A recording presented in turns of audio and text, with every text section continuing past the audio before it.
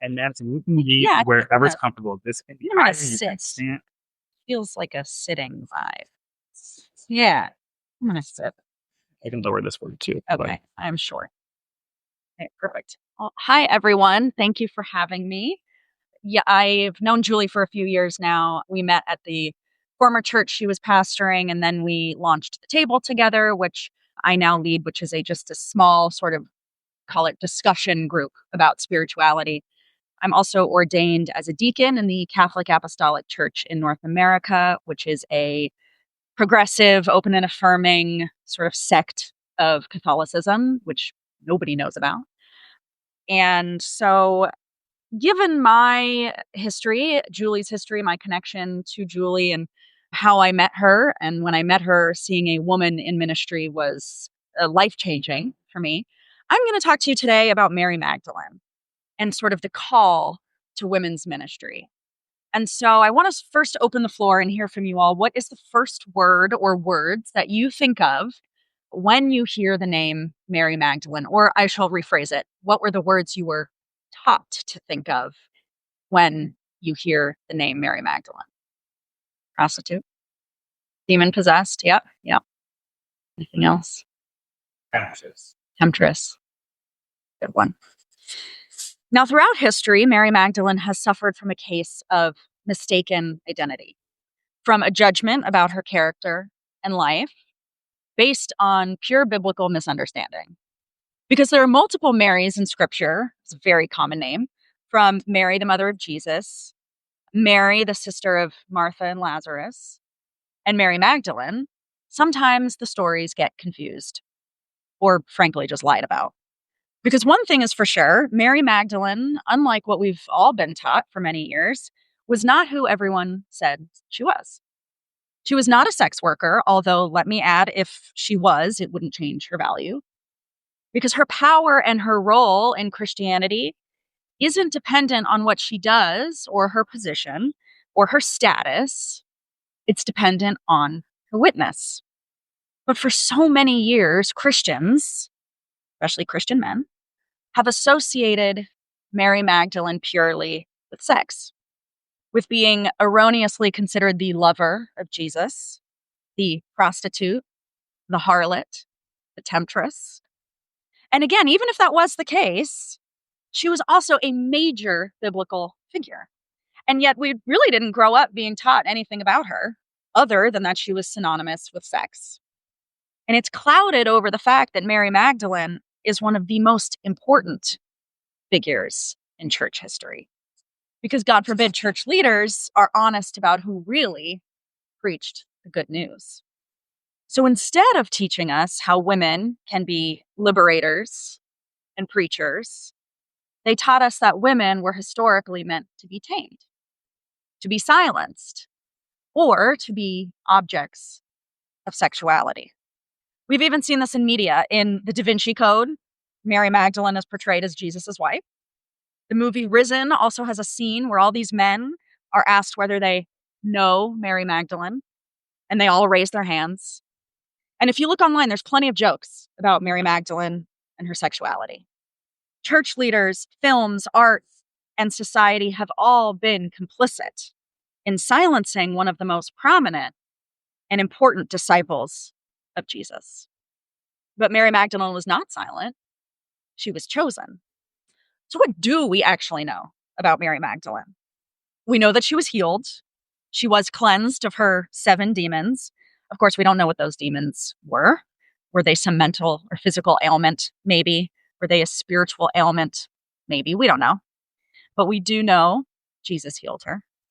We know she was a benefactor. She was part of a group of women who traveled with Jesus and likely helped finance his ministry. So it's very possible that Mary was a wealthy woman and a financial supporter of Jesus' work. And it was actually customary in this time for women to be crucial to the financial health of religious communities. There were even early inscriptions found in the walls of one ancient synagogue that showed that all the major donors of this synagogue were women. We know that Mary was a loyal follower. She was present at Jesus' crucifixion and at his burial, and she showed up when many male disciples did not. It was courage and bravery that brought her to the foot of the cross. And most importantly, she was the very first person to see the resurrected Jesus. And interestingly, she did not recognize the risen Jesus until he called her by her name. Mary, he said. He calls her name because our names hold power. They represent our being, our personhood, our preferred identity. And in that moment, Jesus re-identified her, not as the world saw her, but as a beloved disciple.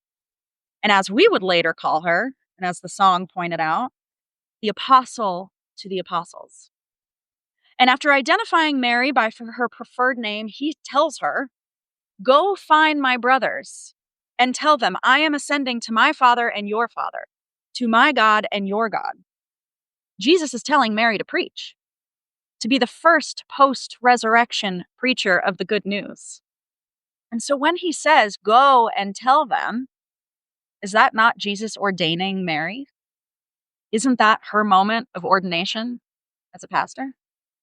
So if this is the case, why did the church get it so wrong? Why has this narrative been so silenced? Even the male disciples in the Bible story, they don't believe her. They have to go see Jesus' tomb for themselves. And this silencing was institutionalized over thousands of years. It was in a sermon in 591 AD that Pope Gregory I started this whole rumor about Mary being sinful because he conflated the three different women in Scripture. He conflated Mary Magdalene and the sinful woman, who was unnamed, by the way, in Scripture, who anoints Jesus' feet in Luke 7, and Mary of Bethany. He confuses the three of them. And this sermon, delivered by one of the most influential popes in history, becomes a key pillar of Western Christian thought. It was a single sermon, an unbiblical interpretation that created a 1,400-year-long smear campaign against her name. And yet, despite the smear campaign, despite the men not believing her, and despite generations of faith leaders ignoring her value and worth, her witness remains. We are now opening our eyes to the fact that Mary Magdalene was a preacher, a disciple, a witness. Because her power isn't dependent on what she does or what she doesn't do or who people says she is, but the fact that Jesus chose her to be the first person to preach his resurrection. So maybe if Mary's story had not been silenced, maybe, I would hope, that the idea of women in ministry wouldn't be so appalling to so many people, because it was literally requested by Jesus. And yet it wasn't until thousands of years later that women were even able to consider being preachers. The first woman ordained in the Lutheran Church was named Elizabeth Platts. She was ordained in 1970. The first woman ordained in the Episcopal Church was actually a group of 11 women who were ordained technically before the church allowed them to in 1974. The first woman ordained in the Presbyterian Church of the USA was Margaret Towner in 1956. And interestingly, I did not know this until I was writing this. The Southern Baptist Convention, as we all know, is the most conservative group of people. They did allow the ordination of women until the year 2000, when they reversed the policy and prohibited women's ordination.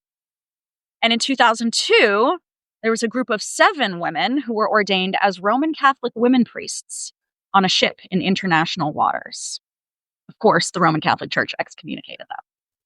You may notice in more conservative churches, like evangelical non-denominational churches or now the Southern Baptist Convention, women lead Bible studies.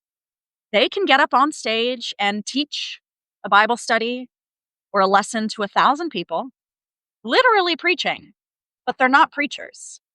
They're women ministry leaders.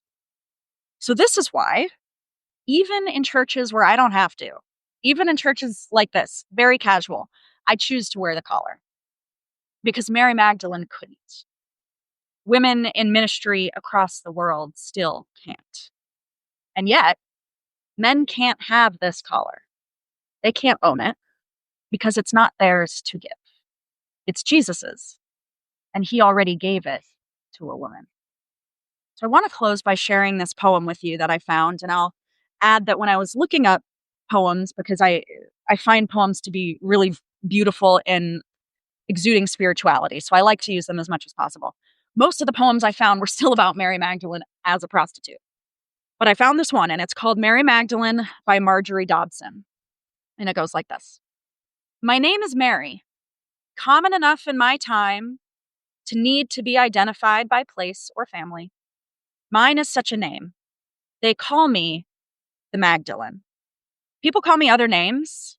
Some claim I was a prostitute, perhaps because the town whose name I bear is famous for that trade. Others question my sanity and ask why it was necessary for that exorcism of troubling devils to be performed. They probably call me mad. The other followers, male, of course, know me as one of the women, useful for everyday tasks, but mainly disregarded. So on that day, when all hope had drained after his execution, the future seemed bleak and empty, and even the tomb appeared to have been raided and his body stolen. It was hardly surprising that the men ignored me, ran back to the city, and left me to weep alone. The voice was kind and questioning, and I sobbed my story, not expecting help, but it came in one word, Mary, from one who spoke my name as if it mattered. My name is Mary. His name was and is and always will be Jesus. So, my question to start the discussion for you all is, what did you grow up thinking or being taught about women in leadership in the church? And what were the stories you heard about Mary Magdalene? And how has your own deconstruction changed some of the narratives that you've previously heard? Yeah, I grew up in a Southern Baptist environment. It was odd for me because I was kind of raised by two Latina women who were very independent and empowering and kind of mean sometimes. But so it was odd seeing the dynamic of my household where these women were like, they ruled the household, right? And being preached about, which is, which was common, with these texts and these ideas that men do and rule are the only important figures in everything, right? It's funny, you think about, Jesus's own mother, right? How, and I'm not Catholic, so I don't know the extent of it, right? How she's worshipped to like a certain extent, but then like Jesus is still the prominent one, and this lady gave birth to God, but she's still kind of, she's here compared to here where Jesus is, right? So yeah, I grew up in a very heavily patriarchal, man-dominated context. I mean, I'm just trying to start the conversation, so I don't have any like silver lining for that. Yeah, me neither. I just like to talk. But piggybacking off of him, like I grew up just never seeing women in that role. And I was in like a born again Christian sort of cult, which looking back, it's like, oh, this person is telling all of us how to live, but he has no education, never even like, what you read the Bible and then you just make up things to talk about. Like, and that made me sort of think, I don't remember what you said that triggered that thought, but it was like, if that, and my parents would agree that that guy, Bruce Miller, is a horrible person. Like it was terrible. That whole situation was terrible after the fact, after they went with it and my siblings were in crazy stuff. They still believe what he believes. And to me, that's like, that doesn't make any sense, Well, not really. My mother has come a long way. Like she loves my wife. She loves my son, like I know that she still believes those things because she has to go to heaven, right? Like at the end, like when she dies, like that's what she has to believe in order to get to heaven. But on earth, she like very much supports us. And so I don't know what she has in her head anymore because we don't talk about it. But like, and my dad, they divorced. So it was like, now she's a woman on her own. And so it's a very interesting, and that was very patriarchal because he made all the money. He was the one with the career. She was the one who stayed home with the children. And when the divorce happened, he didn't give her proper compensation so that she could then live on her own. So there was also like that's very patriarchal too. Like you never allowed her to have a career. She couldn't have a career and now she can't afford it. And you want to pay her $400 a month. I mean, we have 5 kids in the family. What do you know? But it's a very interesting sort of, I don't know anything about Mary Magdalene because when I was in church, and this is sort of also what I was going to say is like, it didn't make so much sense to me that I barely could pay attention. Like I was like, oh, that's really odd over there. What's happening with hands on them, people crying, people being slain in this. What are you guys doing? Like, why? And I realized that a lot of those people, I mean, they sort of believe the narrative of like, you're messed up and you need God to be a person, like you're born a sinner, right? And then like you have to be forgiven and you have to act this way. But a lot of those people act that way on Sunday and then they go out and judge everyone and they, you know what I mean? Like Mary Magdalene, even if she was a prostitute, does that lessen the ordination that she was given, right? Like, no, it doesn't. But you know what does lessen is when a pastor comes out as a pedophile, right? Like that does lessen. Why are we hiding this one and we're still shooting this narrative over here into everyone's faces all the time? It's just like, that's exactly why I got out of organized religion because I was like, not one thing of this makes sense. Not one. And I felt it in my heart. So I couldn't even I couldn't pay attention. I didn't want to live that way. I was like, I'm going to go smoke a cigarette in the parking lot because I can't with you people, you know, they're all, and they still are like, they still are.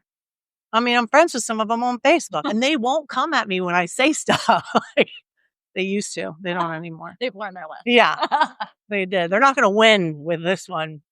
But yeah, I just think that's sort of how I grew up and just it never being a woman. Like women weren't really allowed to like do things. And it was never like said, but they were put in their place if anything were to happen. So it's like you just knew, okay, that's not something we do, you know?